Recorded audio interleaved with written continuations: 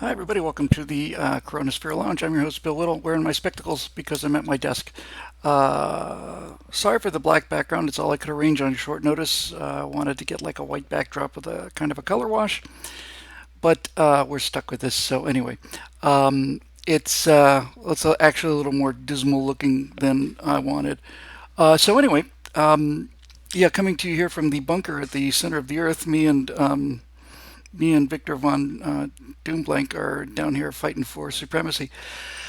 I don't really, I don't really know what I'm really trying to do here. To be perfectly honest with you, I just know that a lot of times it's just good to be talking with friends. I know the live stream is fun for this show, and we encourage everybody to do it. I'm going to try and do it every day at 6 to the best of my ability. You will be pleased to know, however, that I took a look at yesterday's, uh, you know, stay-at-home order, which is got all kinds of really groovy kind of euphemisms in it. So we have Gavin Newsom's order that we talked about last night during the Stratosphere Lounge. Um, the What do I want to say about that? Um, Sorry, it's hard to find pitches. I just want pictures. Where am I? Just It's giving me all these memories and stuff. Can I just see my photos, please? Can I just Here we go. So so we have Gavin Newsom's announcement, which came in live last night. Oh, for God's sake! Came in live last night, and I was utterly astounded because it said you must stay at home, and then it also said, but these places like grocery stores and stuff are open, and you should exercise and go for a walk your dog, hike. Just make sure you do all of that hiking, bicycle riding. So you can ride your bike and go hiking and stuff. Just make sure you do that indoors. So I don't know. I do know, however, that you can only imagine my pride.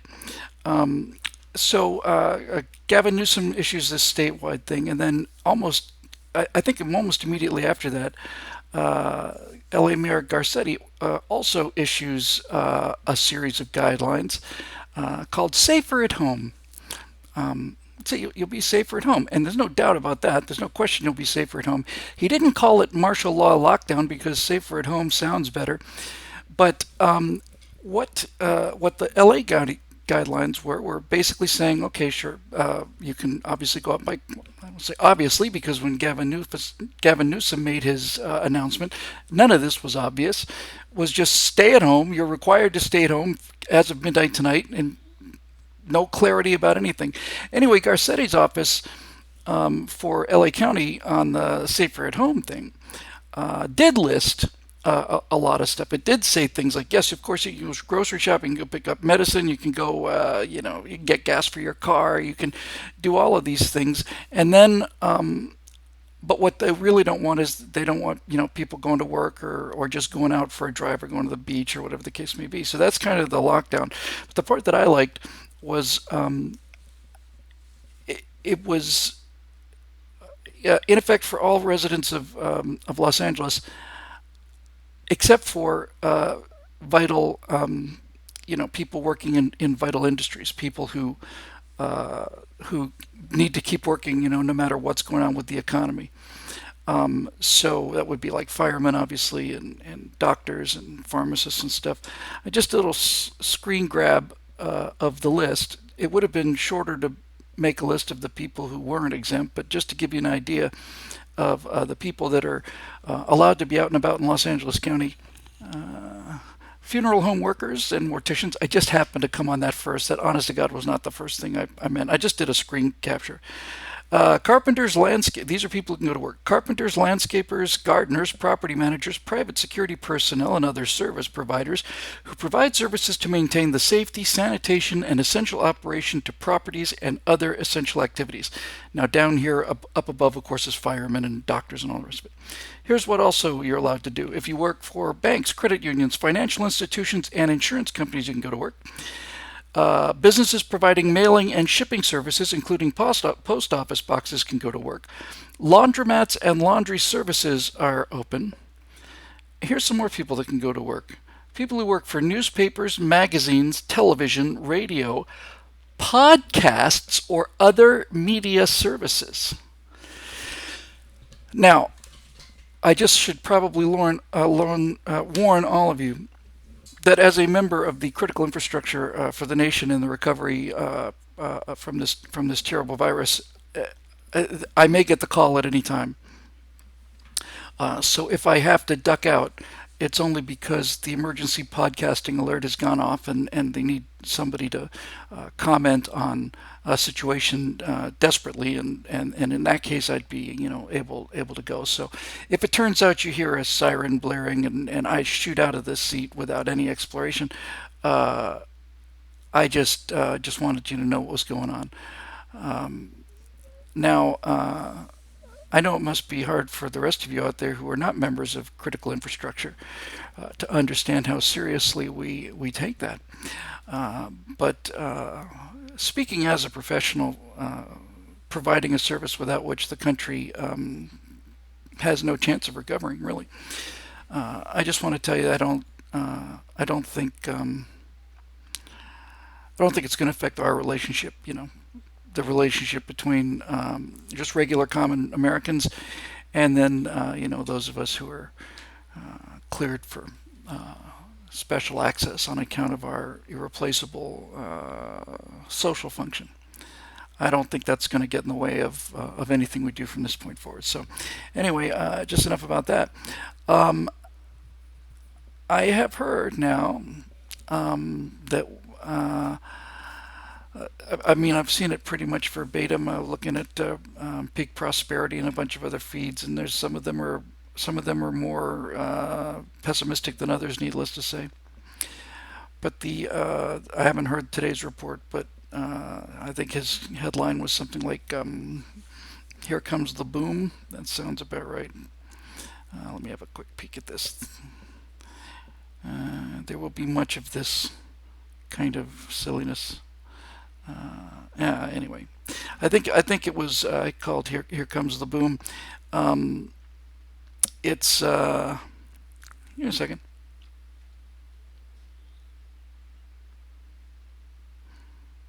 Because coronavirus. Here comes the boom. I think what that means is not that I need to decode this for you.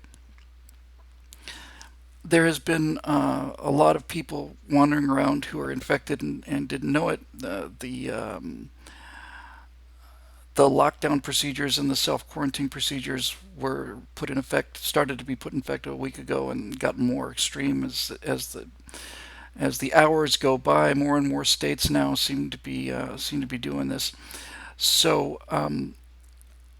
I think what that means is that epidemiologists have pretty much agreed that we're starting to hit now the kind of the exponential spike at rising cases, where this is the thing about doubling things, right? That old some kind of story. I don't know if it's a biblical story. It's some kind of parable. Some guy does something for the Sultan, and the Sultan says something to the effect of, "You can have what you can, decide what you want out of my treasure thing." And the guy just says something like, "I just want a penny, and I want to be able to double that every day just for a month." And the Sultan laughs and thinks, "Ha ha ha ha ha ha, what an idiot." And then, 2 days before the end of the month, he's got half of the Sultan's stuff, and then the next day he's got all of it. So anyway, it's going to start to get... Lord Bios seems to say it looks like we're about the end of our latent period. So now all the people who have already been infected are going to start to show symptoms, and and it's going to get. This is probably the leading edge in the next day or two. Uh, the leading edge of this crisis, at least this first wave of crisis. So we can expect to see the caseloads multiplying extremely rapidly now. My understanding was we were about 50 days behind China. We'll come back to China. And about 5 or 6 days behind Italy. And I've seen the growth chart for Italy and America's growth chart. If you offset it by that same amount of time, practically identical.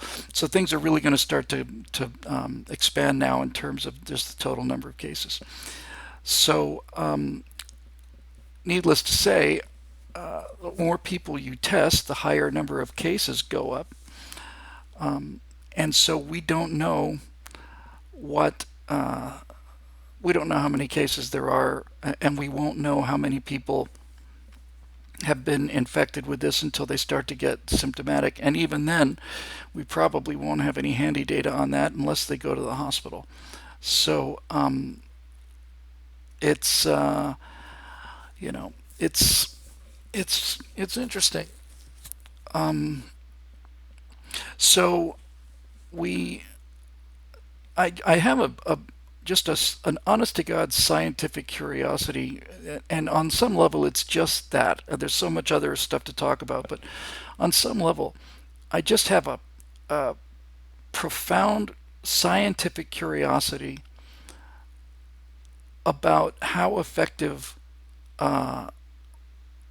this social distancing is, and whether it was done in time or not. There's no question. I saw that chart that I showed on Stress for Lounge last night. I probably should get a. You know what? I think that's probably even worth searching for. It was an indicator of just how effective social distancing can be. Let me see if I can just find it real fast. Hang on a second, because it's something I really should have handy.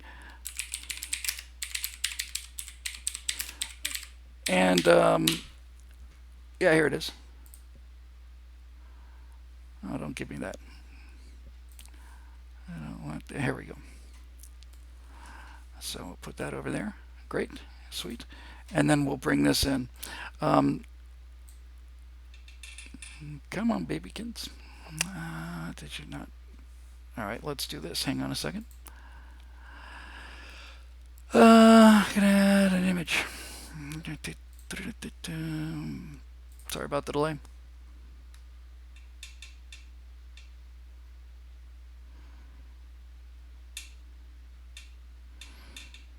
Where did it go?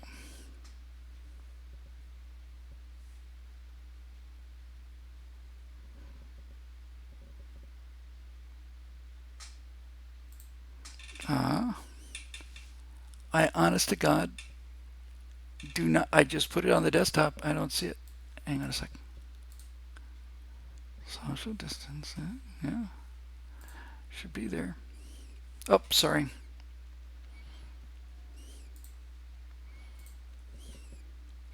I hate this dead air. I do, and I know you do, and I'm sorry about that. I just don't. I don't know why that thing's not showing up. Hang on a second. Should be able to just kind of drag it on there. And is it just too tiny? All right, I'm on the verge of giving up on this. So try it again here. Nope. Yes, last time.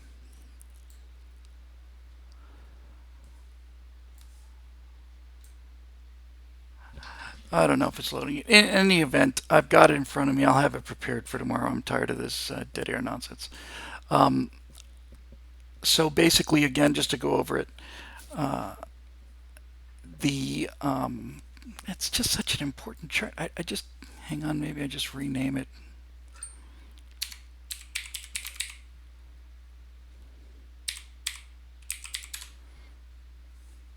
Try one more time.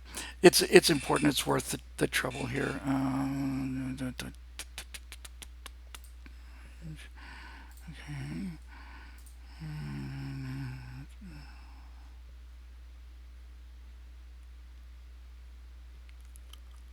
That is just strange.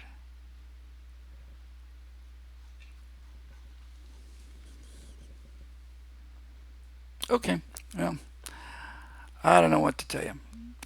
It's not coming up.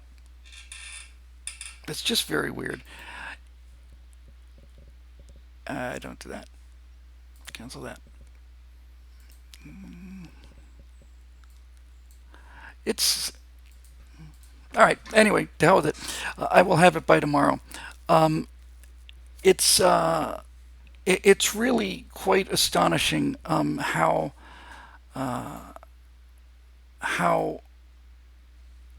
significant this social distancing is, and it makes me really wonder if if this is going to. It's obviously going to make some kind of difference. I have a, like I say, just a very like scientific curiosity to know how much of a difference it's going to make.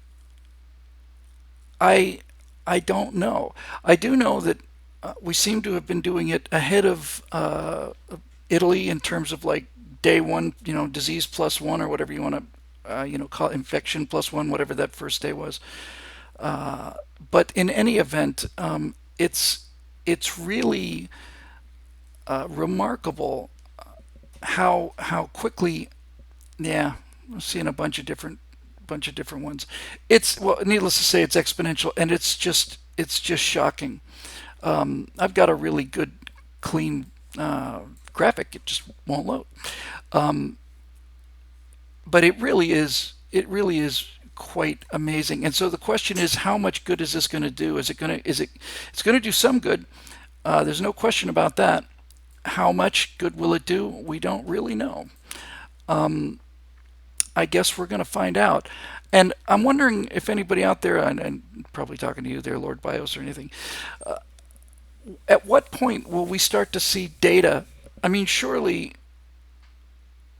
we, I'm assuming that we should see like a massive, or at least a noticeable change in the growth curve after the appropriate incubation period. So that may be another, I don't know, 5 days, anything up to like 17, 18 days, something like that. We should start to see a dent in it. Uh, and if we don't, I'd be completely surprised. And I'm just struggling with all this stuff. Obviously, most of the time I know what I'm talking about, or at least I have some idea. Um, yeah. So it cannot have no effect. I mean, clearly it's got to have some effect. I don't know whether it was put in time. Certainly, the earlier it was done, the better it could be in terms of reducing it. But yeah, I think the incubation period is anywhere from 5 to like 27 days, 25 days is about right. So anyway, as this guy, Peak Prosperity podcast or video said, here comes the boom. Um, we have been watching cases trickle in the United States, and now it's going to go real sharp. And this is going to be when we're really going to test, you know, the healthcare system in terms of how much stress it can handle, how much load it can handle. One of the things that I heard about, I've been reading about quite a bit, was that it's not just a question of hospital beds. It's also a question of just fatigue on the part of healthcare professionals. Um, the They're just tired, and they don't know exactly what to do. I still haven't found any information about whether or not you can become reinfected by this, or whether or not you have temporary protection, permanent protection. Um, we it seems to me, if it, I'm speaking for myself, and I understand learning all this stuff all the time. If it turned out that um, catching it and recovering from it provided reinfection immunity, even if it's for a relatively short time, It seems to me like I would want to, you know, call one of these hospitals or something and offer to volunteer. There certainly must be some things that relatively meticulous people can do that's not actively harmful. But certainly that immunity, if it is in fact happens. Does anybody know about that? Has anybody heard any statistics about that, about reinfection? That was new to me. That kind of came in yesterday during the Stratosphere Lounge, and I found that kind of disturbing that you may in fact not develop immunity if you catch it. It's boy, that would be really kind of nutty. Um, yeah, again, and there's an awful lot happening here on this. Here we go. Coronavirus risk of reinfection. Hang on. People, oh, come on. We have to really have this ad block thing now. God, it's just annoying. Pause on all sites. There you go. You happy now? You swine. Miserable swine. Let's try it again. Okay. Let's see what we're saying here. People can get the coronavirus more than once. Expert warned. Recovering does not necessarily make you immune. Well, that's not good. But people have.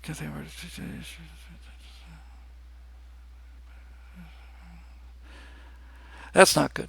This article says that the antibodies that we're producing is they don't last very long. Have we ever seen that before? Was that the case with the flu in 1918? That reinfection business? This is a whole new wrinkle to the thing. I mean, you know, the whole thing in terms of a bell graph, a bell chart, and widening it and flattening it or so on. Um, it's if that if you don't get immunity out of it, then how does this thing ever end?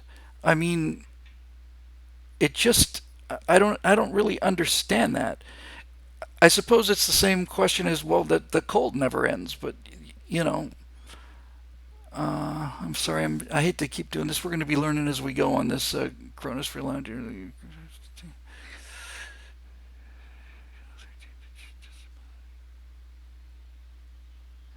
Okay, so here's a quote that says that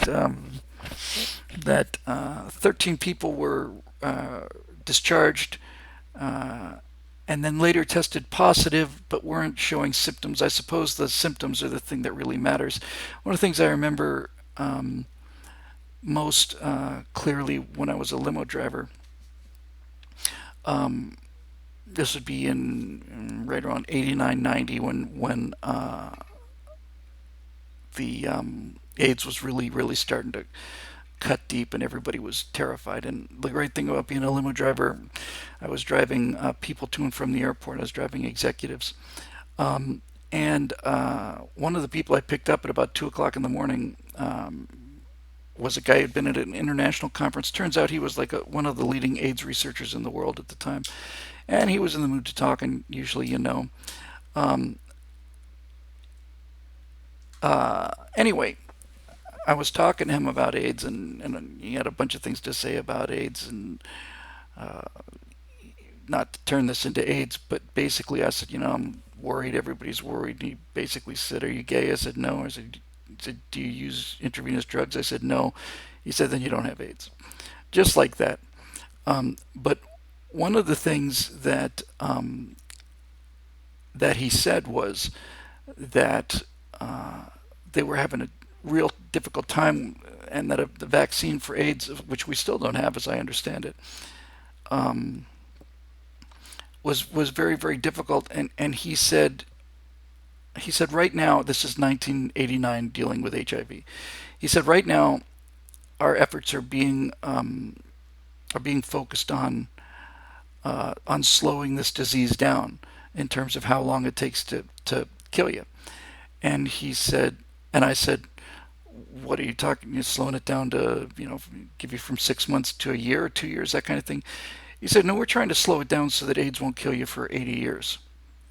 And I just thought, wow, okay, that makes perfect sense to me. Um, they were they were basically saying, well, we can't get rid of it. We can contain it. Now, this is, to my understanding, this is not an immune response. This is more of a drug and chemical response, which we're going to get to in a minute. But basically, uh,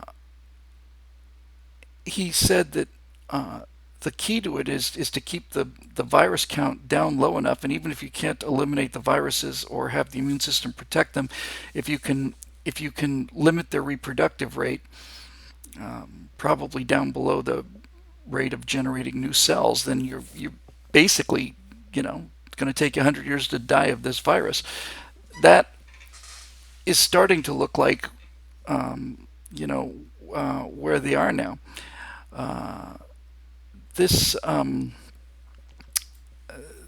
there's a lot of back and forth about uh,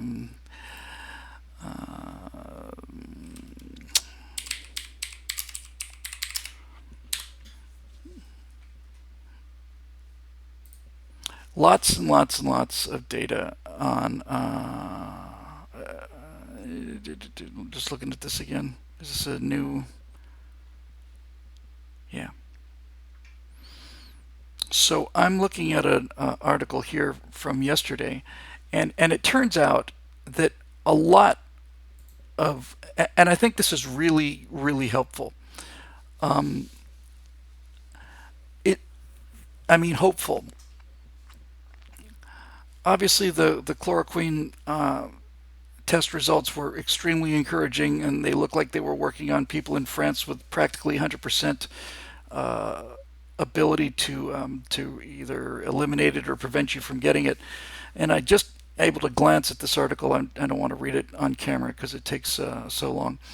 But what seems to be the case is that a number of these therapies that we have been using to deal with things as I mean, it's the whole spectrum. We have here's a drug that been using for 70 years to help fight malaria, and suddenly we find it appears to be very effective against COVID-19. And again, we don't know for sure, but I'll tell you one thing. I know there's been talk about streamlining the FDA and all that other stuff. But when I hear things like, FDA approval of this chloroquine or whatever it is, we may be able to take approval from 2 years down to 3 months. I'm thinking, how about if we take it from 2 years down to maybe 3 or 4 days, or how about if we make it one of these situations where, uh, look, if I've contracted the COVID-19 virus and I'm in the hospital, I'm having trouble breathing, and they're telling me that this has had great effect before, but it hasn't been tested by the Food and Drug Administration for 2 years, then I am inclined to want to take it. Our friend G.K. Masterson says it's approved for malaria, but it's not approved for COVID. So let's get it approved for COVID. And if we can't get it approved for COVID, I am willing personally, and I think most people feel this way. Um, I think we should be able to deal with this as adults and say, look, even if it wasn't something that was as well known as this, uh, the there's the hydro. Forgot the name of it. One of them is considerably less toxic to the body cells than others. One of them looks so untoxic that it actually is almost seems to be like, practically repairing cells. But in any event, thank you. I should probably copy that down. Hydro. I'm usually pretty good at this. Maybe if I could see it. But look, what I'm saying is this: if this drug has some effectiveness, I'm ready to. Oh yeah, hydroxychloroquine. Um, well, why didn't you just say so? Uh, if this if this is as effective as it appears to be, then I think we need to, guys. I know this is all over the place, this show, and I apologize for that. But a lot of this we're doing thinking on the fly. So let's just kind of expand this out just a little bit. I don't want to talk about specifically about hydroxychloroquine right now. I want to talk about a change in the culture, a change in society. A 2 year wait to approve drugs on the part of the Food and Drug Administration to me seems ridiculously long. And I think most people around the world feel that. There's certainly medications that are in widespread use around the world that the FDA requires 10 years of study or 20 years of study or something before it's approved. My feeling on this is very clear and very easy to understand. To the degree that the Food and Drug Administration is looking out for toxins in food and stuff, that's great. If it turns out that they're testing drugs for safety and efficacy, I think that's great too. But what I don't think is great is this legal firewall between me and a treatment that has not been approved by the FDA yet. It seems to me that this whole thing should come down to a very simple equation. A medical professional should explain to you what the risks are of taking this particular medication, and then you, as an adult, should be able to decide whether you want to take this risk or not. And and I think that's really it. As far as certainly as far as emergency procedures go, if look if there's a study that's being done, again, I was seeing, just caught a glimpse at something that says some of the treatments that they're using against cancer seems to be effective. And then somebody, who is it? Is it Laura says Trump signed a right to try law over a year ago. I'd never even heard of such a thing. I hadn't even heard of it. But looking at the post pandemic world, this is one of the things that I'm beginning to see. Um, think about all of this regulation, all of this spending, all of these bureaucracies. It's like this is kind of almost ready to just kind of just clear it out like kind of a wildfire.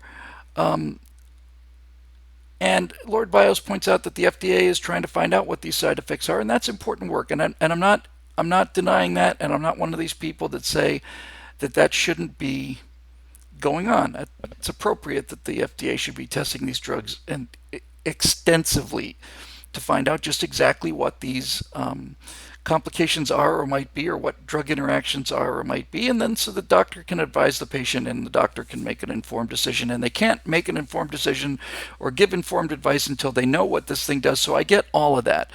But once you get past that, there comes a point where in a crisis situation like this, let me put it to you as plainly as I can. If it turns out that this hydrochloroquine is as effective as some anecdotal stories seem to indicate it is, and we find that thousands of people died because we're waiting for the FDA to say, you know, yeah, all that stuff that looked good turns out it was good. I just don't know how anybody can justify that. To me, it really does seem um, like a question of, if we're in that kind of distress, we're talking about life or death distress now, and if a drug is that common, that easily manufactured, then honest to God, it seems to me like, you know, what possible side effects from a drug that's been in use for 70 years could possibly outweigh your inability to breathe and continue living? This is the kind of thing that I find. Um, I don't think you need to completely scrap the system, but surely, clearly, in a case of a pandemic, uh, you're dealing with an extraordinary set of circumstances. And one of those sets of circumstances is, as we're learning about what this disease is, what it does, what's effective and what's not, we are going to have people's lives in the balance. And I I think that it should be. I think it ultimately should be up to the patient. I just cannot imagine having somebody just lying in a hospital bed, getting worse and dying of this thing because we didn't get permission to use it yet. And then all of a sudden we do. And for something that's been around for 70 years, my understanding was that in the military it was either taken once a month, maybe once a week, something like that. And Amazon employees had it were taking it once a day. And also, we're not talking about taking it once a day for the rest of your life either. Um, we're talking about mass producing a medication that seems to be relatively benign and certainly has, at 70 years old, an established track record. This isn't an unknown treatment. So can we get the bureaucracy out of the way and go to treating people like adults and not having them die of red tape? I don't know to what degree that's happening or to what degree it's could have already been avoided, but you know that to me seems almost incredible. In cooperation with other drugs, it seems to be even more effective. And now this article that I'm just glancing at is what's he saying? It doesn't really tell me what it is, but basically it just said that a therapy that they've been using that aggressively and effectively seems to be limiting the growth of cancer cells. They say this has already shown to be effective against the spread of the COVID-19 virus. And so while we talk about a vaccine and we talk about immunity or how long the immunity might last or being able to be reinfected, all of this stuff, if it turns out that this hydroxychloroquine,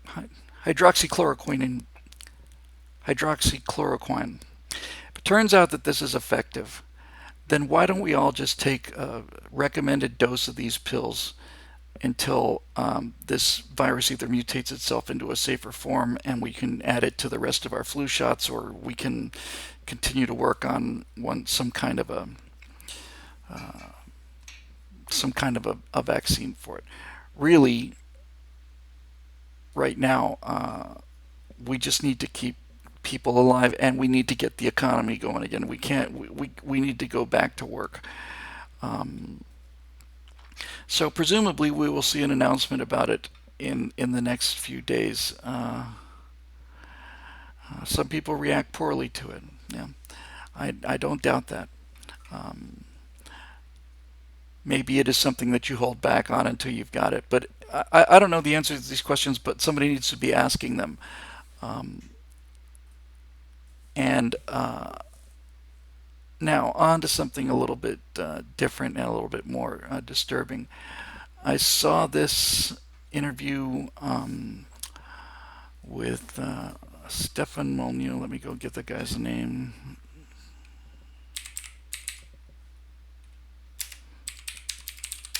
I don't know anything about this guy, but I do know that he sure sounds like he knows what he's talking about. Hang on a second.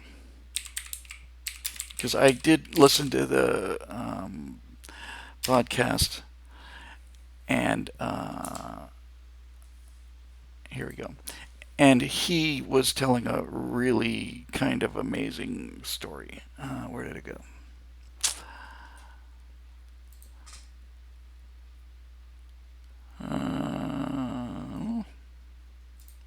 Can use to solve the problem. Okay, so I don't know what you guys know about Dr. Paul Cottrell. He sure sounds like he knows what he's talking about. I'll tell you what. Here's the link in the comment section. I'll tell you what he's saying in this interview, and he's saying it in no uncertain terms. He's saying that that he took a look at the COVID-19 genome and found entire sequences, huge sequences, thousands and thousands of nucleotide sequences that appear to have been cut and pasted from SARS and from HIV, and that the chance of this happening randomly, that these nucleotide sequences could have happened randomly, is essentially zero. That this virus, this is the short form. He says that this was manufactured. He says no doubt about it. He says you cannot find an entire string of RNA, huge string of RNA that is SARS, and then another huge string of RNA that is had something to do with HIV, although that's a retrovirus. He says it was put together. Now, Lord Bio says it was not manufactured, but he says the chance that it could be was it come from the animal world. He says it's essentially impossible. So you know, it's kind of tough to say. He was utterly convinced about it. Now, this may be one of those things that was that's just a rumor and the kind of thing that should be squashed. But I certainly got the impression that he certainly knows what he's talking about. This is this guy certainly sounds like he knows what he's talking about, but we don't know. He doesn't. Okay. This is why we talk about these things amongst friends. And also why I'm doing this series, because we have a very, very bright audience, and I learn an awful lot from the people that are here, and I learn it in real time. So anyway, what I don't really know what to make out of any of this stuff. This guy was not a guy who just said, "Oh, it's a bioweapon." This is a guy who was talking about specific receptors and on the rest of it, and he had extensive knowledge. That's why I brought this story up. I usually don't do that. I didn't think there was any chance it was a bioweapon. I thought it seemed perfectly rational and reasonable that it came from one of these Chinese wet markets. You don't need it. In other words, you don't. I never believed the bioweapon theory because you don't need it to explain this. But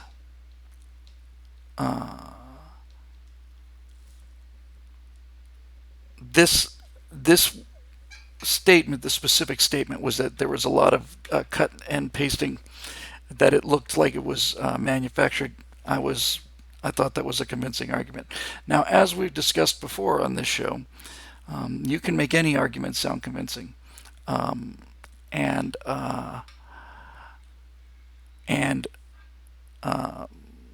you need to hear the counter argument. By the way, I didn't. If I implied that it was that it was a hybrid of SARS plus HIV, I misspoke. That's not what I meant to say. He said there are elements of the way HIV behaves or something like that. I think one's a retrovirus, and so it's not like they're spliced together this kind of thing. But he said that there are sequences that look like they were assembled. That's all I know. He sounds like he knows what he's doing. So, well, we'll see. Look, I'll tell you, here's my attitude about this. This is a large charge, and I think, if you're going to make a charge like that, you have to prove it. But at the same time, this guy's not saying that he's not saying anything that to me as a layman sounded out there.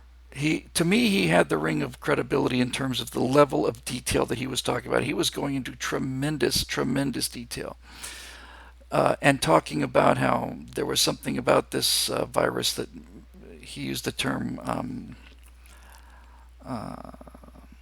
what's the word? Pinball, that the way the virus mutates, it could go from one receptor to another. So I'm hearing he's a hack. And that's okay. If he's a hack, that's great. I'd love for him to be a hack. I would love it. Um, that would be just marvelous.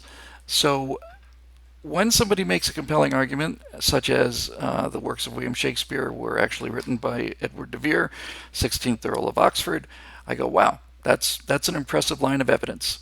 But I also know that there's another side to the story, and I always go looking for the other side to the story, and it turns out that in order to make the case for Edward de Vere, you have to ignore so many other massive data points, and furthermore, you have to set up the data points in favor of your theory in such a way that they don't include the full spectrum of things. This is how we find out what's true and what's not. I would like to find out if he's a hack, and I didn't have time to research him before we got going, so I just chucked it in there, and my education continues. I'll do some more research on the guy after this. But anyway, we don't know. I do think that these non vaccine treatments are hope. We all hope they show some promise.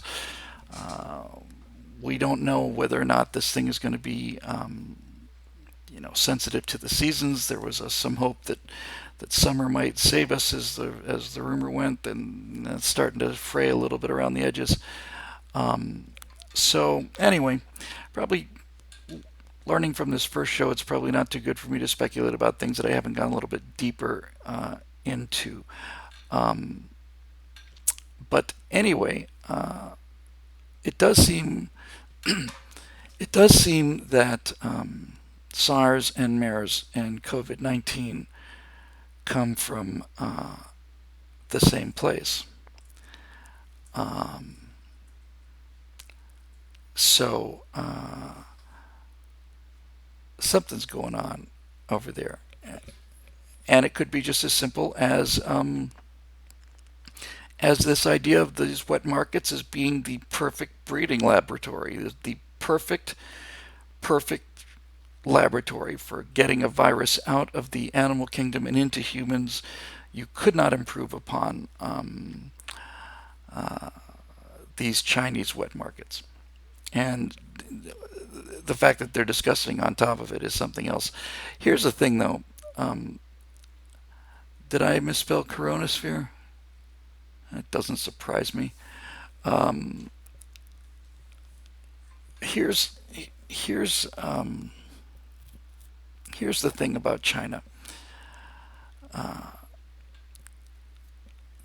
There's no question that they literally burned evidence, that they lied about this, that had been there for a long time, that they destroyed evidence paths, that they were silencing doctors and other healthcare workers, and all of it is just damning, and it's damning today too. The lack of transparency on data and so on.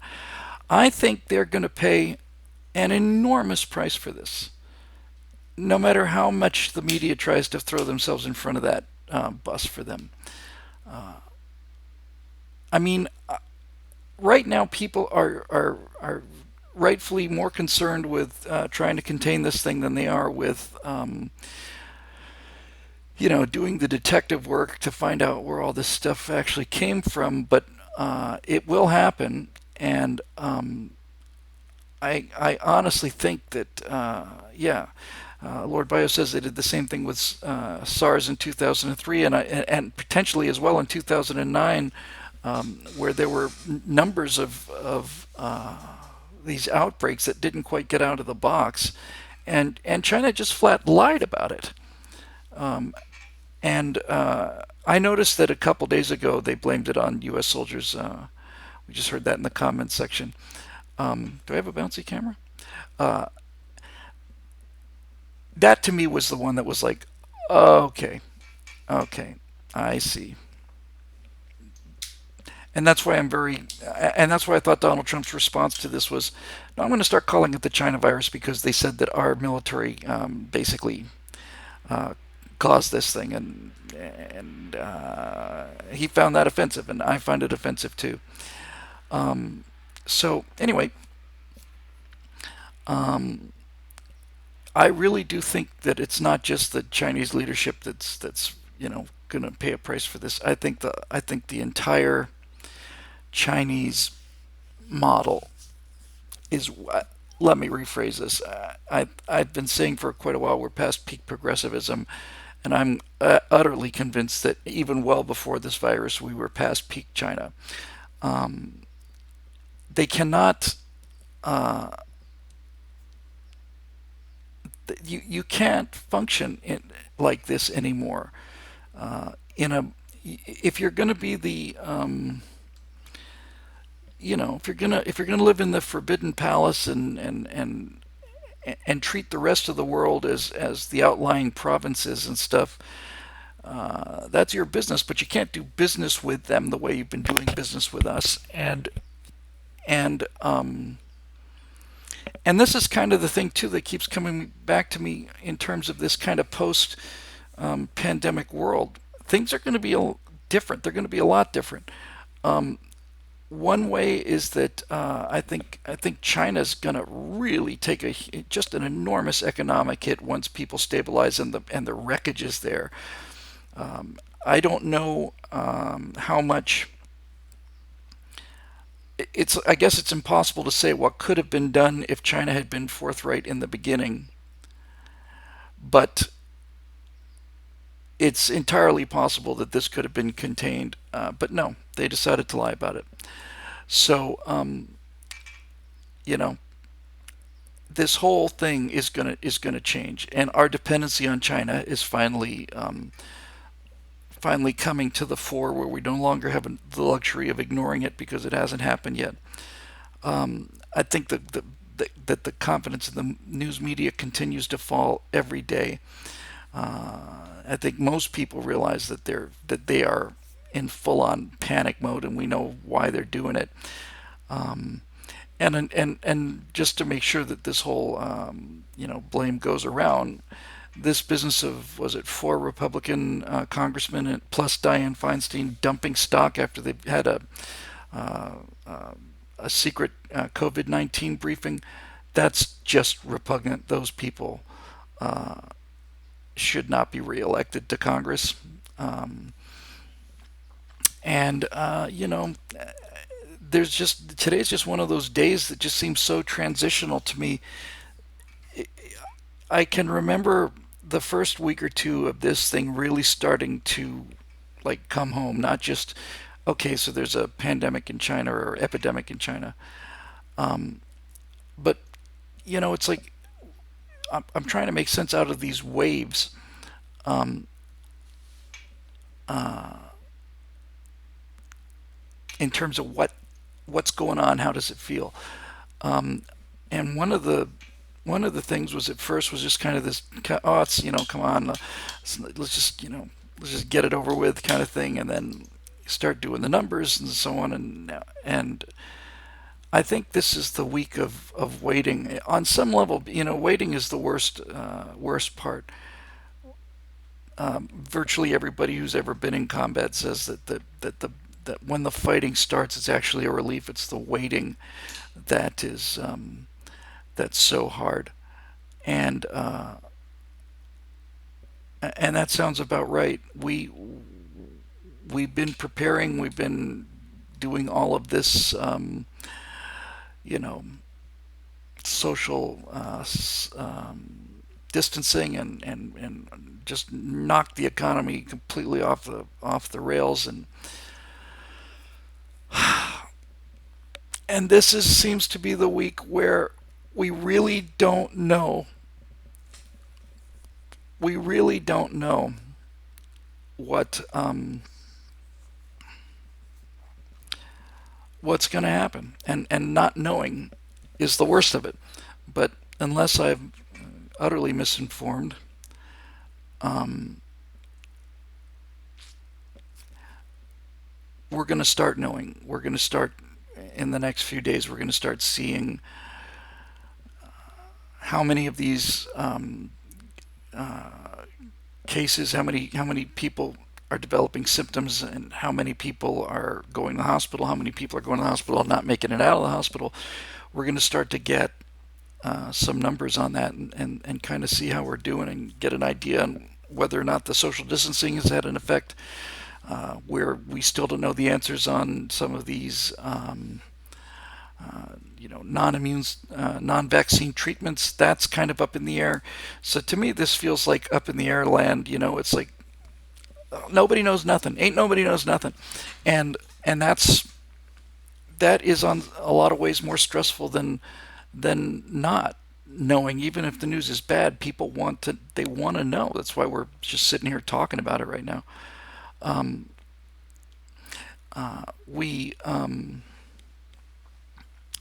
We would like to see, if I understand the situation correctly, we should see a dent in this growth where the social distancing kicked in, which took about 4 or 5 days, I think, to really hammer it. But as people become symptomatic, and since we don't know anything about what the see if I get this one right, Lord Bios. Since we don't know anything about what the morbidity is, what the percentage of the population that has the disease is, whether they're showing symptoms or not, we we just don't have any idea about the numbers. Is it possible that large numbers of people have had this beyond the incubation period and are not showing any symptoms at all? Is it possible? I've heard speculation that it's somebody was speculating that that this last flu season was showing signs that some of that might have been COVID-19, and that it didn't test positive for the established flus, and maybe we're already past um, the peak of the infection. That doesn't seem likely to me, but again, see, just as I said that, we have somebody in the comments section that you may say I'm crazy, but I swear my family contracted this right after Christmas. Um, is that possible? There have been a number of reports I've seen lately that said that well prior to the first confirmed case of COVID-19 in the United States, that there were elements of last season's flu that were really quite shockingly different and similar to what we're seeing with this, and that this thing may be far more widespread than we think. And if that's the case, doesn't that seem to indicate that this will not be as bad as we thought? If it turns out, in other words, that this has in fact been out there rampant, and more of us have it than we even know, and as very few of us become symptomatic, or at the very least no more symptomatic than a bad case of the flu. He's saying it was absolutely trash for 3 weeks. All symptoms matched. Antibiotics didn't do anything. I'm beginning to think that there's something to this. So let's hear.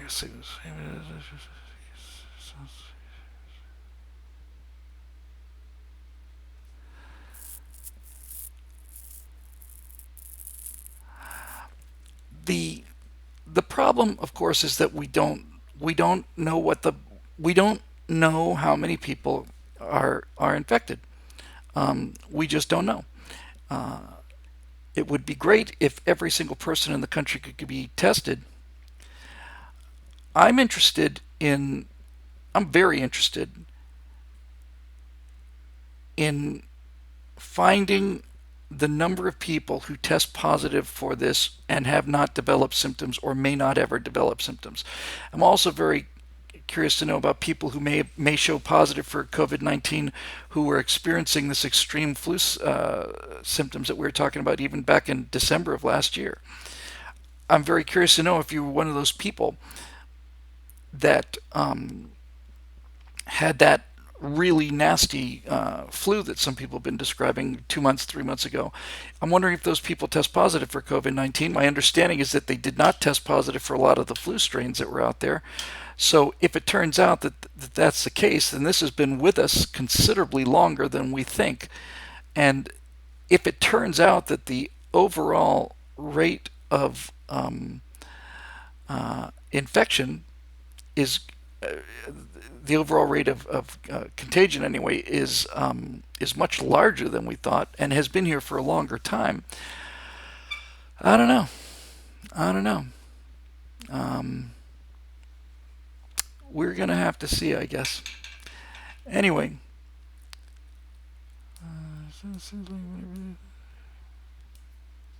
Yeah, Lord Bias says there's no way to test people who don't have symptoms because they don't need testing if they don't have symptoms. But this is kind of the point. Um, it seems to me that we should, at least on a voluntary basis, be testing everybody. We should just to get us some kind of background number. I mean, you're able to extrapolate pretty reasonable political polling data, not just political data. You're able to extrapolate pretty reasonable predictions of how the entire country is going to behave based on sample sizes of 1,000 sometimes, or even less than that. Is it not possible to randomly test people with their consent to find out what the background level is? Is that I don't see any ethical problem with that. I don't see any. I don't particularly see any political or scientific problem with that. Could we not just, like now, right now, could we not just call for testing of people who don't show symptoms? You can't have them come in. You can't. I mean, I would go for a test tomorrow if I could just drive up and get one. But that might be a form of self-selection as well. I don't know. This whole episode is just for me is just a real dreadful performance because there are so many things in play right now, and there are so many things that seem contradictory right now, and I every time I take a step someplace, it turns out that you can hear the little click of the landmine there. Yeah. I guess you know what? We're just gonna have to. There's this the die is cast on this one, right? Any attempt to contain it certainly seems like that ship has sailed a long time ago. We don't know what the mortality is going to be. We don't know if social distancing is going to have work. We don't know if these existing medications are going to be of any value. We don't know any of this stuff right now. So maybe that's an appropriate end for episode 1 of the misspelled Coronasphere Lounge, which I will correct immediately after this. I did it in a bit of a rush. We don't know anything right now, but we're going to start. We're going to start finding out, and I would like to keep doing this at least for the duration of the lockdown.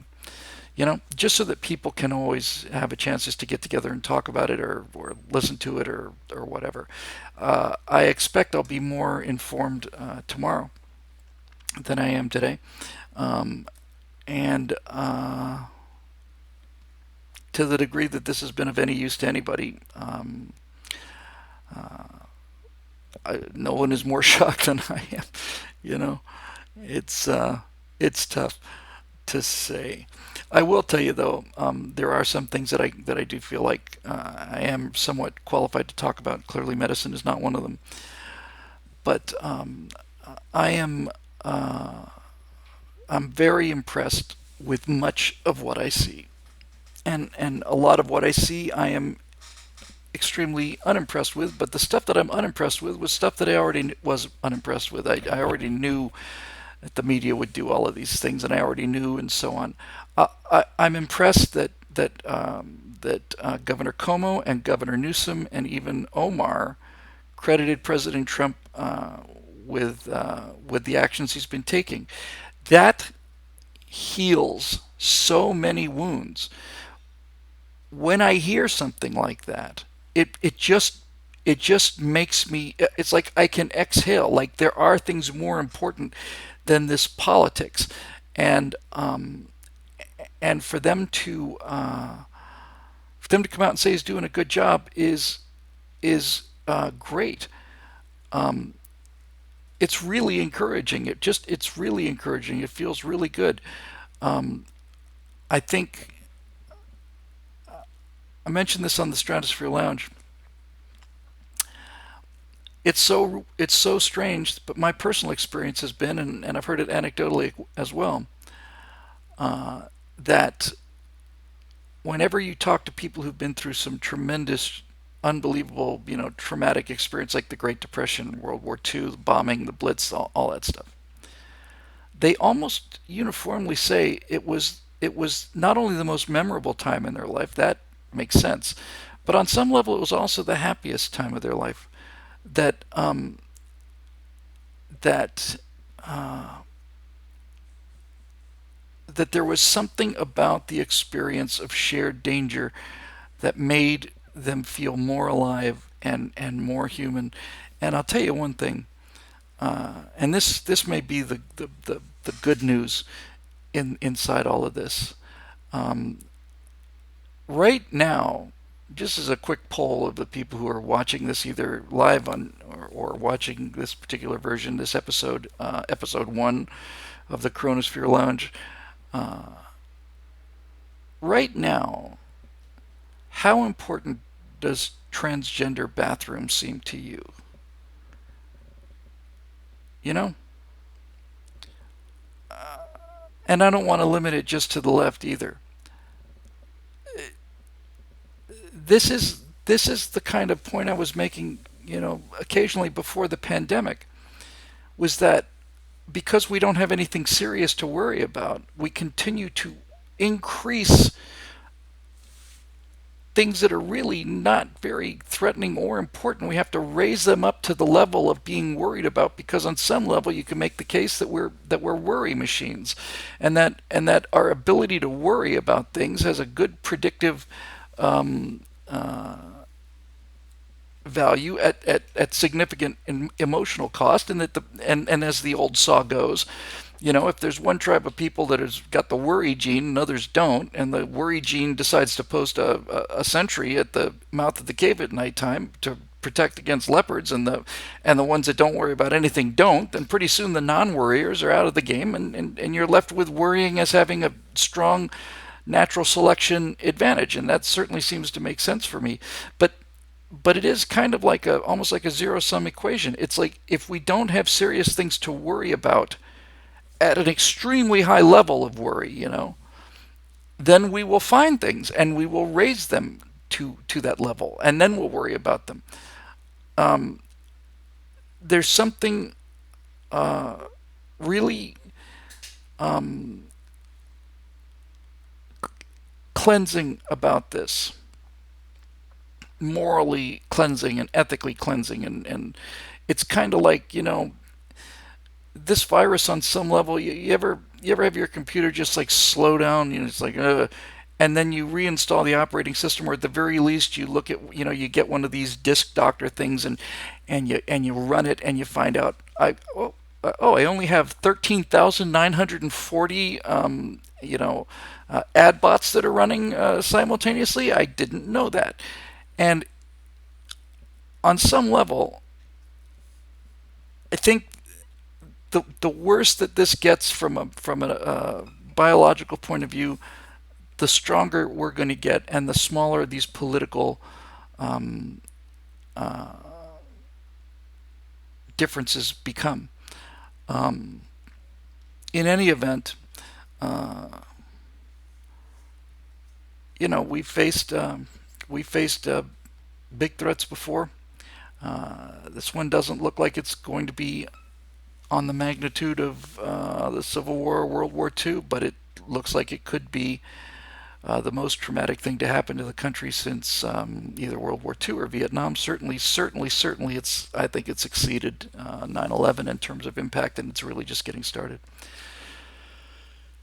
But, you know, sometimes big things have to happen in order for us to realize that life is just astonishingly good, and that we take so much of this for granted and we find a way to make ourselves unhappy in the midst of all of this plenty and all of this comfort and luxury, and and the best brains in our society, in American society anyway, I think, are going into game design. Just just that alone should tell you something, you know. We had the luxury of, like, yeah, we're all building this fake universe that we can go play in because our universe is too boring. Well, it's not too boring now. And I really do think that people are doing a really good job of it. I have been impressed for several days, maybe almost a week now, um, with people's attitudes. I've talked with a lot of people, and everybody's attitude is just pretty much the same. You talk about this, and you look them right in the eye, and people's, it's like, yeah, this is serious. Yeah, it's serious.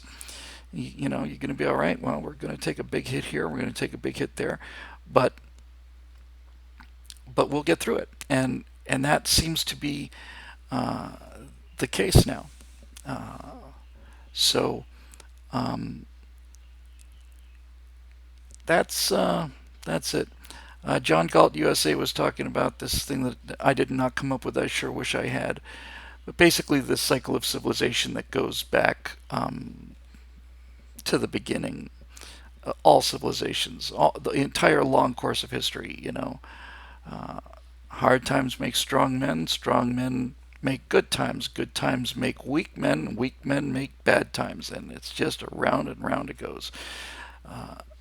You can almost, if you close your eyes, you can almost feel that.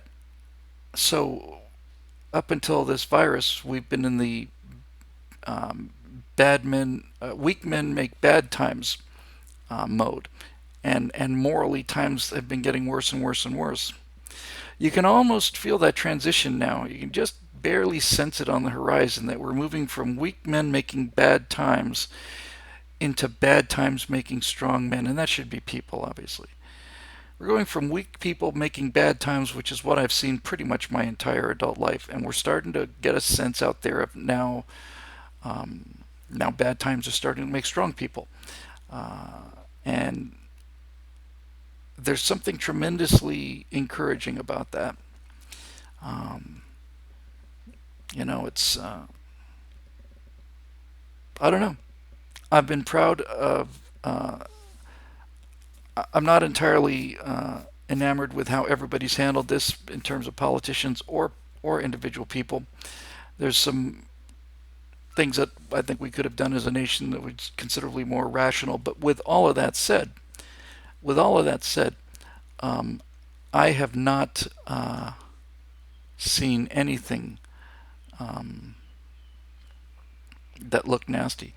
Somebody's telling me about my egregious error at the end of the Cold War podcast. I'm not aware of it. Anybody want to tell me what it is?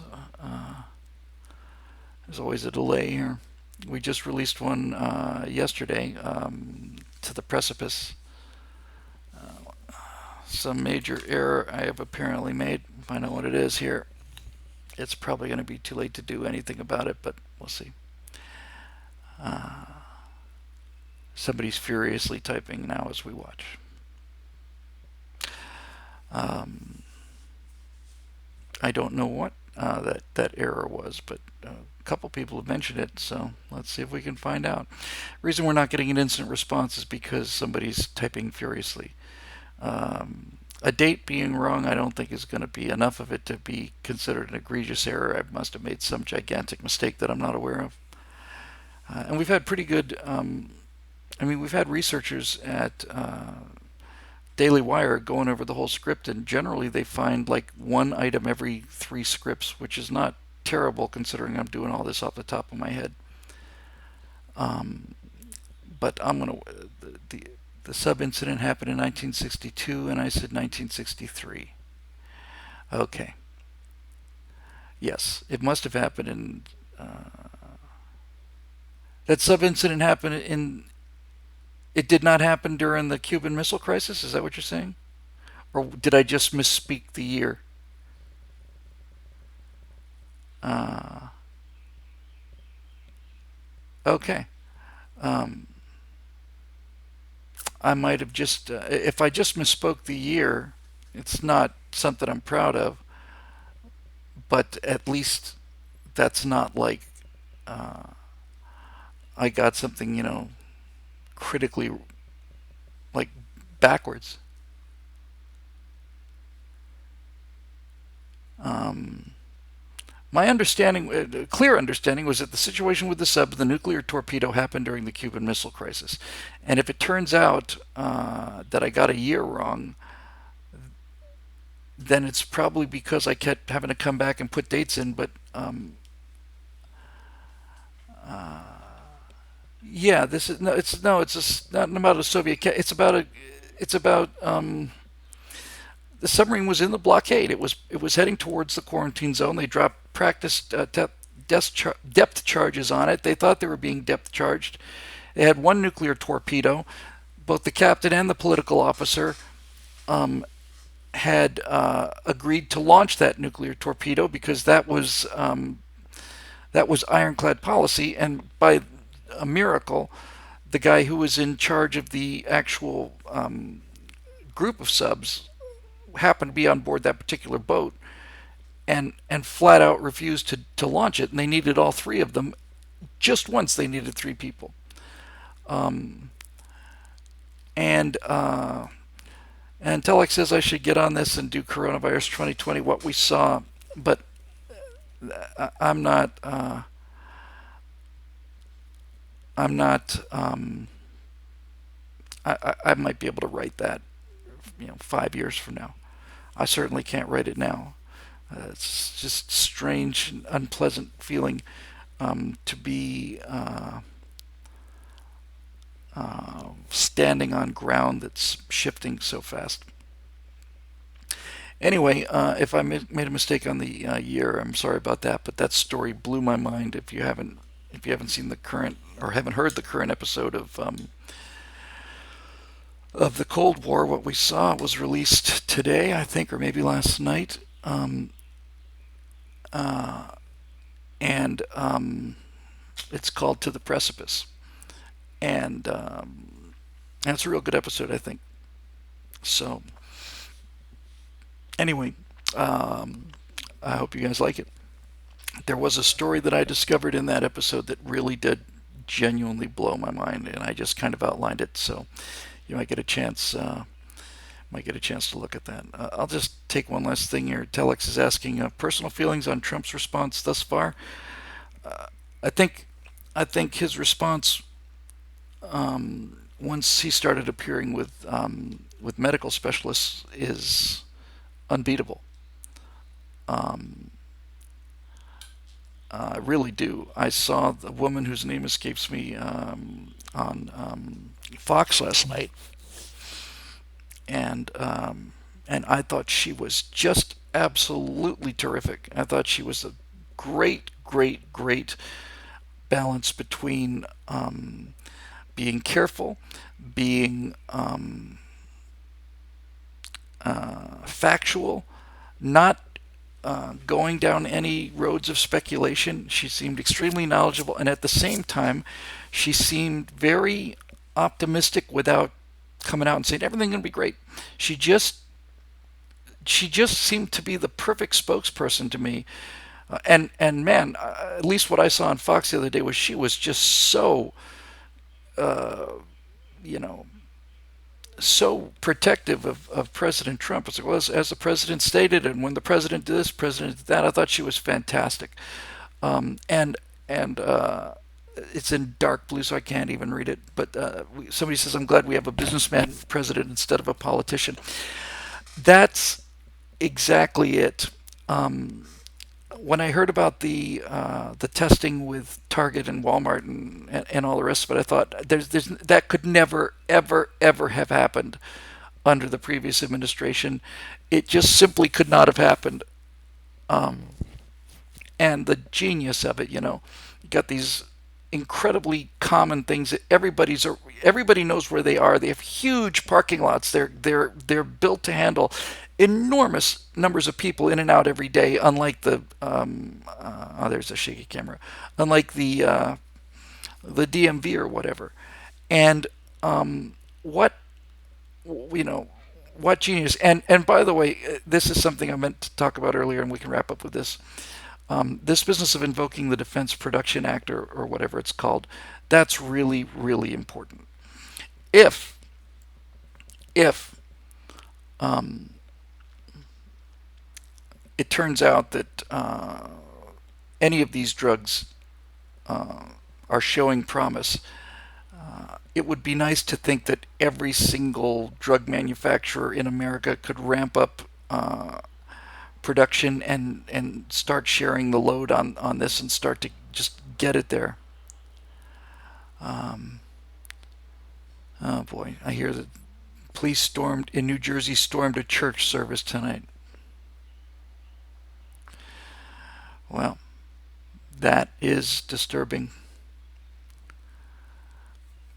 Yeah, we need more masks and personal protective equipment and all the rest of this stuff. All of these things we should be in full on manufacture of them. And the thing, to compare it to World War II, Ford was making tanks and airplanes and you know companies that were not in any way building tanks or any other defense kind of products, but could handle large amounts of production, like the Ford Motor Company, for example, suddenly started building tanks and airplane parts and so on. And it seems to me that we should be doing the same kind of thing now with whatever laboratories are capable of producing something like this. I'm hoping that the hydroxychloroquine is actually fairly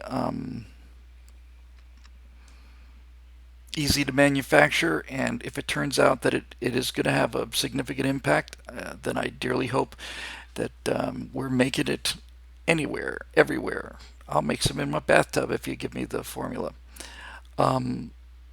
So, and Edward Smith points out that some of these Liberty ships were shoddily made. I don't know how shoddily made they were, but even if they were certainly rushed. There's no question about that. My understanding is they did one in 26 hours. They built a ship from keel to in the water. The the point is we need to really get on it and and cut the red tape. I just that's the only thing I can really just say right now. It just would be, I think we can.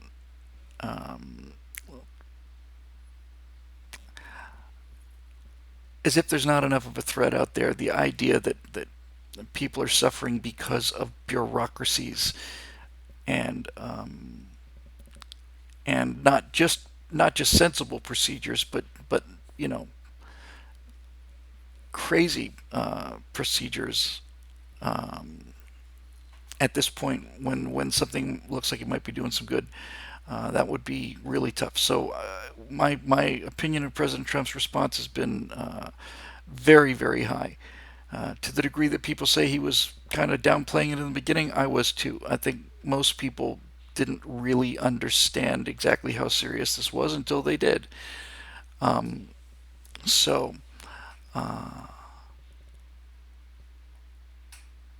yeah, the distillery is in Houston is making a hand sanitizer. Perfect. That's the kind of thing I'm talking about. That's exactly the kind of thing I'm talking about. Oh gosh. Anyway.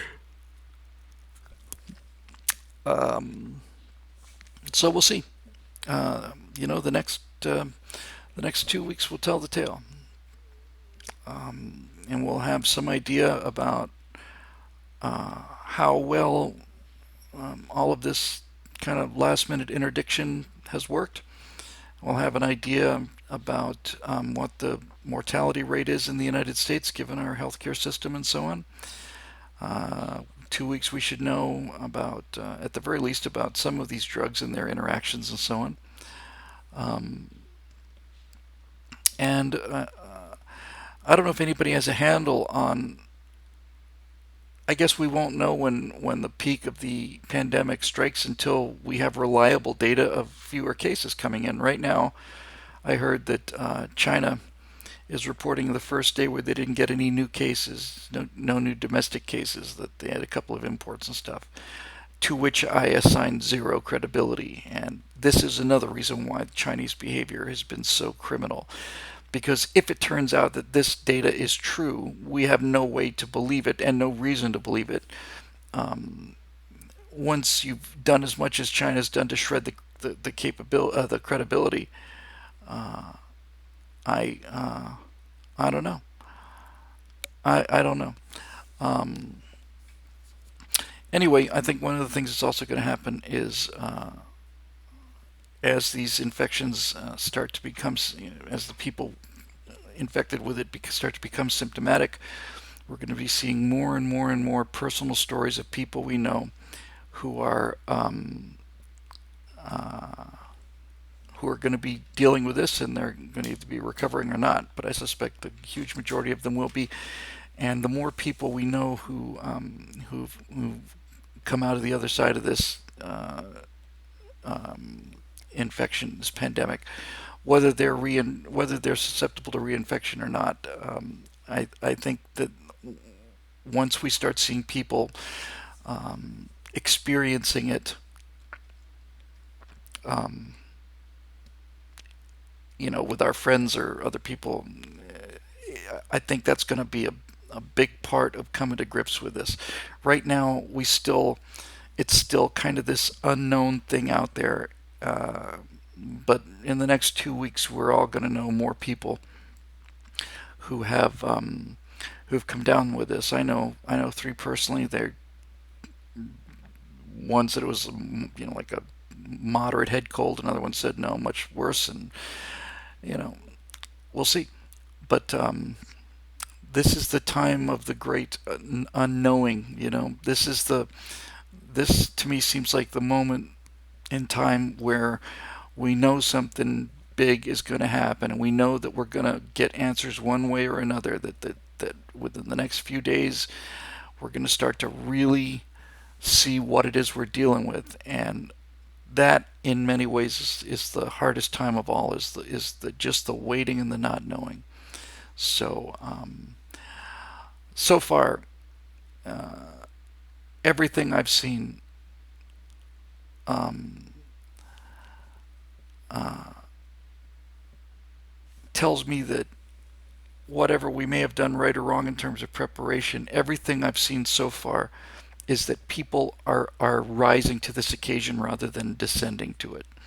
And that is the best news of all. And of all the things that'll stay with us when this pandemic is past or is under control, my hope will be that that will be something that we'll all look back on in this time and remember and keep in mind,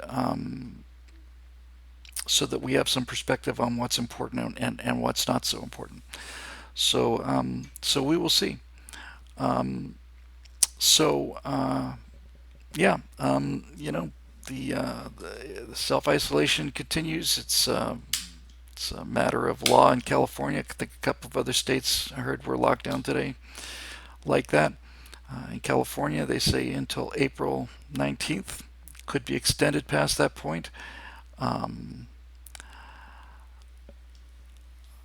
I don't know that I trust politicians to do anything right, but my fond hope is that that they're gonna undersell and over deliver. That this won't take that long, but we're gonna find out. Anyway, um, as far as the economy goes, none of those businesses were bombed. None of the people were killed. None of this is a result really of a fundamentally unsound economy. It's just a question of at what point can people go back to work. and and when they do, I'm hoping most of those jobs will be there for them. I do. I did hear something about how that banks were basically going to say that you reduce your mortgage payments without penalty. In some cases, suspend them for up to a year. That kind of thing. That to me is the best kind of news. When I hear that, I feel much better. Looking back on things like the Depression and so on, you know, evicting people who didn't have any jobs from housing and then not having anybody move into the housing, that stuff just seemed like I couldn't really understand how that made much sense. But it would be nice if I think this is what's happening. Like I say, it's a small thing, but it's an important thing. Uber could have raised their delivery fees because Uber Eats is going to get a lot more business than they had before. But they not only didn't raise them, they zeroed them. They said no delivery fee during the run of this crisis. Um, that's that's the attitude, you know. I mean, that's just the attitude. Everybody seems to be pulling along those lines. Banks are saying, "I understand there's going to be a lot of stress and a lot of problems, but don't worry, we're going to find a way to work it out." And right now, to me, that's the part that I'm proudest of is the fact that everyone seems to be willing to say, okay, if you don't, if you can't pay your rent for a couple months, then that's okay. Well, and those people then turn out they get a break on their property taxes or whatever the case may be. We're only, as I record this, we're less than 24 hours into this mandatory isolation in California. Um, uh, and and thank God for our truck drivers and our the people that are stocking the shelves on in supermarkets. All of the doctors and nurses and medical care workers and all of them are heroes. But I think we can all agree that ultimately the greatest heroes in this terrible pandemic are the podcasters. They're the indispensable element that makes recovery possible. Um, where would we be without our podcasters? Uh, I don't, you know, I don't like to think of myself as a hero. I just feel like I'm doing my job. Uh, anyway, um, the plan is for us to be back in the studio on Tuesday. Record 2 Bill Whittle Nows and 5 right angles from the studio. And I think it's important for us and for everybody to keep working if you can, and keep providing stuff to talk about, think about, and hopefully especially laugh about. So I've got a pass. I've got the Eric Garcetti official exemption from prosecution for stepping outside of his house, and so I'm thinking that we'll be back doing our regular shows on Tuesday, and I mean to do these of whatever length possible, pretty much every day at 6 for at least for a while. Don't rub my nose. It's not possible to not rub my nose or my eyes. People constantly tell me don't do that. I'm sorry. It's not. That's not going to happen. There's some things I can do, but that's not one of them. Look, it's been enough effort just to stop me from licking doorknobs. Honestly, at this point, I'm doing my level best here, and that's about it. All right, kangaroos. Wish this could have been a little more coherent, a little bit more insightful, but sometimes you just have to get caught up in the whirlwind and look around and say, all right, that's the story for today. The story for today is that nobody knows nothing about what's going to happen, but that we're about to find out. Um, and and I guess we'll take it from there. So we are all in this together, not just as Americans, as an entire planet. We're all in this together, um, and uh, and we'll all get out of this together. One last thing: don't forget that we were talking about earlier about that biological imperative to worry. Nothing, at least in my lifetime, nothing has ever gone as wrong as people were afraid it would go, or even come close. So just think back to the Y2K, when airplanes are going to fall out of the sky. 9/11, every building in America is going to come down. The ozone hole is going to kill us. Acid rain's going to kill us. There are not enough bees. There are too many bees. Something's happening to the ants. Global warming, global cooling. I remember, I want to say it was 73. I remember Comet Kohoutek was going to be the greatest comet of all time. It was going to be the comet of the age. It was going to cover 70 degrees of sky, and it was going to be -3 magnitude, and it's going to be like unbelievable. And Comet Kohoutek was nothing. It was a joke. Nothing ever rises to the level of our anxieties. It never does, and this won't either. When I'm not saying we won't feel it, but there's a part of our brain that's wired to be thinking about the bring out your dead cart, and the economic depression, and we'll never see another day of sunshine again, and this is it's the zombie apocalypse thing, and that's why the whole zombie apocalypse thing is so popular. That's why I have so many shows like Walking Dead and so many shows about zombies, end of the world, all this other stuff. It plays to that built-in desire to worry and to prepare yourself emotionally by immediately going to the worst case scenario. But we never get the worst case scenario. The worst case scenario never happens. And it doesn't happen if for no other reason than just a sheer bell curve of probabilities. We have, this is the first global pandemic that we have ever faced where we had weapons, and real weapons, and you ain't seen nothing yet. So, you know, be of good cheer. It seems like almost by the hour,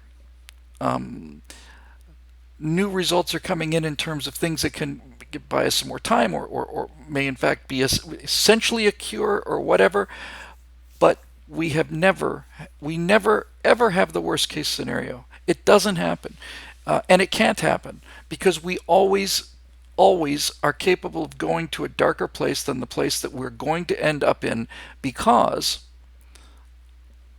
that's how we buffer ourselves against the unknown.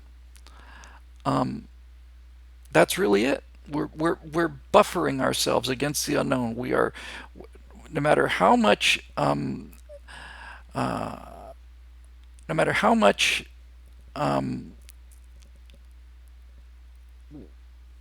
we may expect it to go bad. I personally believe that we are hardwired to go to that worst place, and that any data we find that tells us that this is what the worst case could be is playing to that worry center.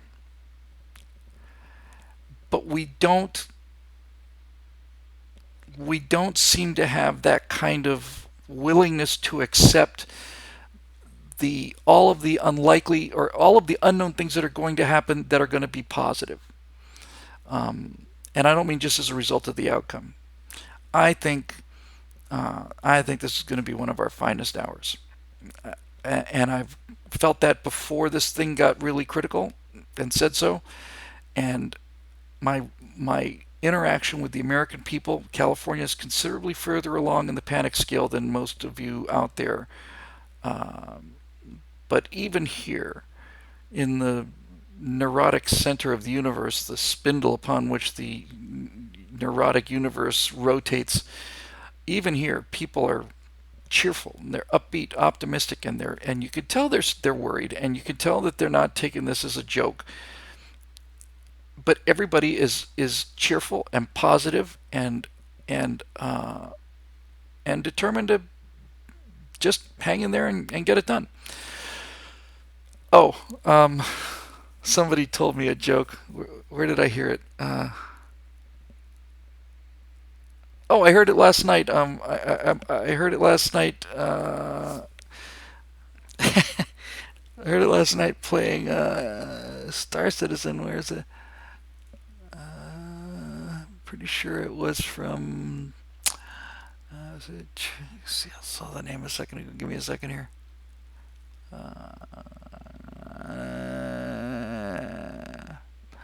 I don't remember exactly who I heard it from, but I did hear it last night on on Discord, and and here's the joke that we're going to go out of here with. Um, 25, 30 years from now, you're sitting there, you got your grandson on your knee, you're an old man. Your grandson asks you, well, Grandpa, what did you do back during the great pandemic of 2020? And the guy says, well, son, I was a tail gunner on a Charmin delivery truck.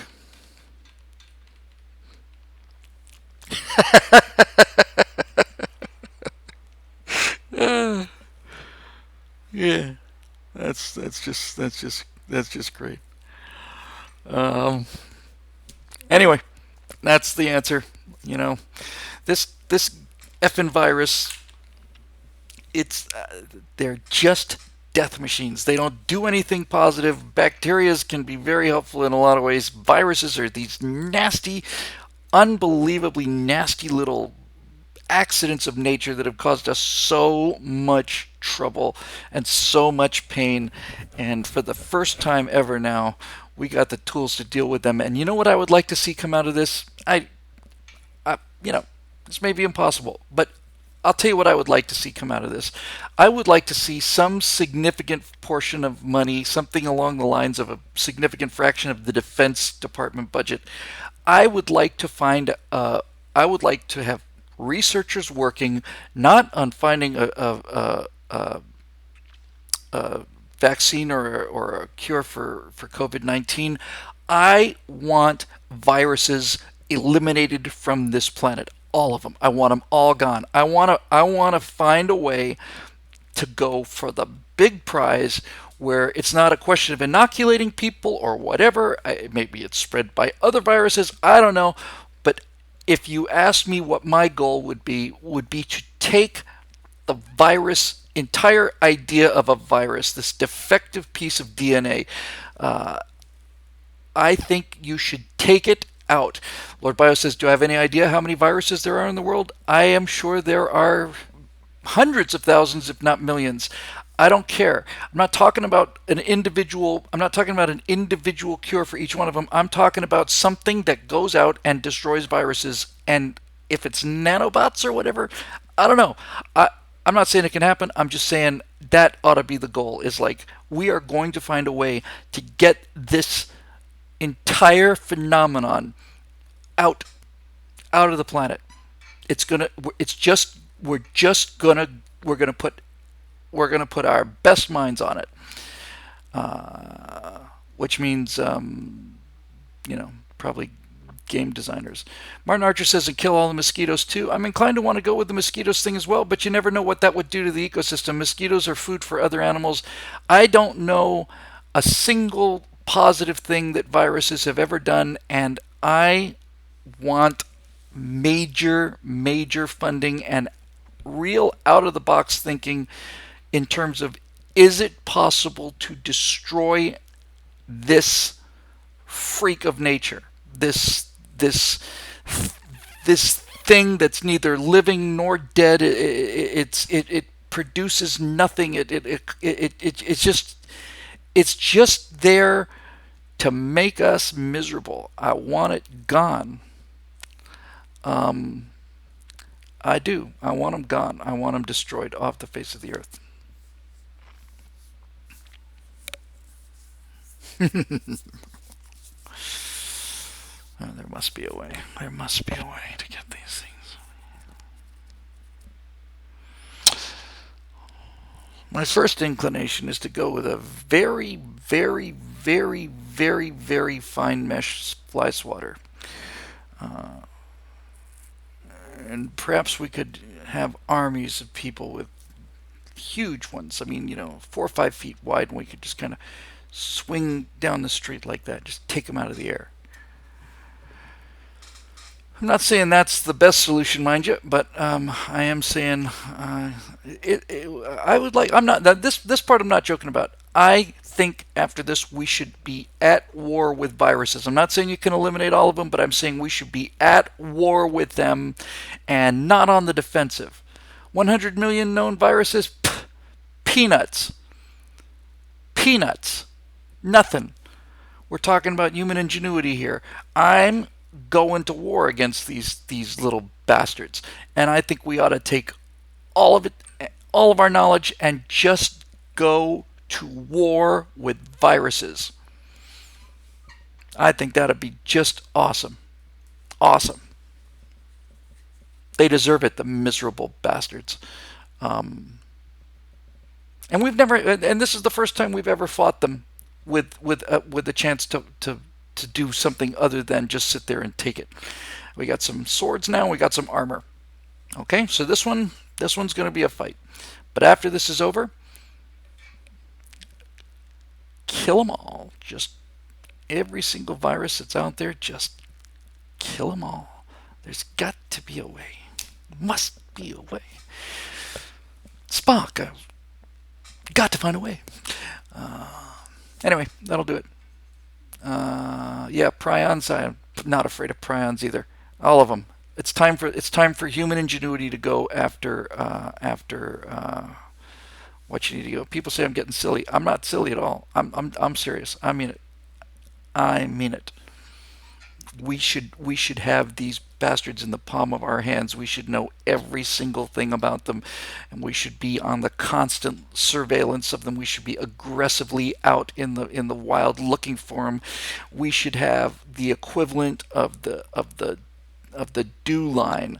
We should be using the equivalent of biological radar systems that are able to see over the horizon. We should be aggressively out there everywhere on the planet. We should be collecting these bastards, getting mugshots on them, getting the best information we have on them, and we should have a plan in effect to kill every single one of these the second they decide to step into this neighborhood. We should just be out there. We should not be waiting for these things to jump from animals to humans. I think when this thing is done, whether it's a worldwide thing, which doesn't seem likely, it's probably going to be up to us. I think we ought to just go out there and get on the offensive with these guys. Just get on the offensive. We're going to go into the middle of the freaking Amazon, and we're going to take samples from every single bat we find within a mile radius. Then we're going to go another mile, and we're going to take another sample, and we're going to look at these things, and we're going to see, okay, if this one is the one that's going to cause us trouble, we're going to get these guys ready to go. And furthermore, this idea of antiviral treatments that are not necessarily immunity-based, not necessarily vaccine-based, I think we're going to see a lot more research into that. Miserable bastards. They have tortured us long enough. This one is the one where they're going to get some pushback, and after that, they're they're going to regret it. Those little swine step into human community again, or any of our friendly animals, they're going to regret that decision. I mean it. I'm as serious as I can be. Serious. Yeah. Ask, yeah, Lord Bios has got it. Ask any smallpox about how well humans fight. Gone, extinct, gone, goodbye. You exist frozen in a few laboratories. Done. You're gone. We took you out. Next. Not afraid of these little bastards. If you haven't seen the George Carlin thing about the immune system, about your body's immune system, you really need to. It is incredibly filthy, but it is just so good, and I feel that way too. It's like, yeah, you're gonna have a hard time getting past this immune system. You miserable, simplistic, single-strand swine. Um, One by one. But let's not. Lord Bios again says polio will be next, then measles. Great, we got them on the run. Let's finish them off. But for God's sakes, let's get out there. Let's put some LERPs out there. Let's get some advanced patrols out there, and not just sit here and wait for these bastards to come over our come under the wire. Why don't we go out there and patrol for these guys and put some real money and real effort into it? I think that's something we might see in the future. I think it's a defense issue, if nothing else.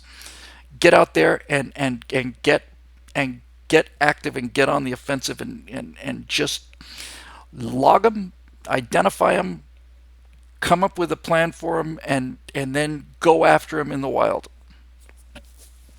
Burn them out.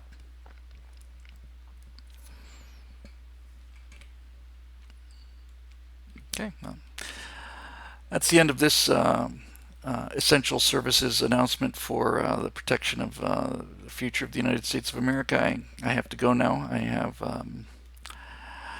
I can't really tell you about what I have to be doing next. I can say that, actually, to be honest with you, I can neither confirm nor deny that I will be doing additional podcasting in the future. You'll just have to wait and see. But in any event, let's just say I might be kind of busy in the weeks to come. And now we're going to go to our misspelled title card, and I will fix that, so this will make this episode especially valuable. It's going to be one of those things like where the airplane is printed upside down or something. So that'll do it for this edition of the Coronasphere Lounge, episode 01. And we'll be back tomorrow, same bat time, same bat station, if you'll pardon the expression. You see what I did there?